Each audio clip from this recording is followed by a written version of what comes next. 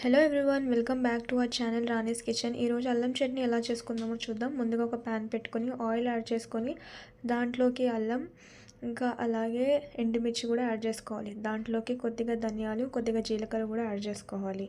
ఇవన్నీ ఒకసారి బాగా వేయించుకోవాలి. ఒక 2 మినిట్స్ పాటు లో ఫ్లేమ్లో బాగా వేయించుకున్న తర్వాత దీంట్లోకి కొద్దిగా పసుపును కూడా యాడ్ చేసుకోవాలి.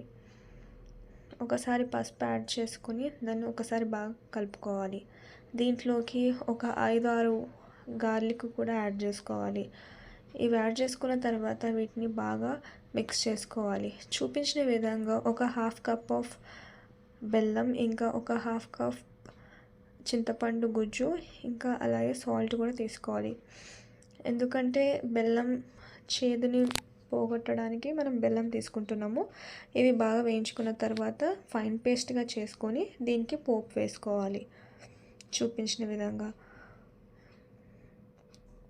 తయారు చేసుకున్న పోపుని ఈ చట్నీలోకి యాడ్ చేసుకోవాలి. ఇది రైస్లోకైనా పెసరట్లోకైనా చాలా బాగుంటుంది. తప్పకుండా మీరు కూడా ట్రై చేయండి.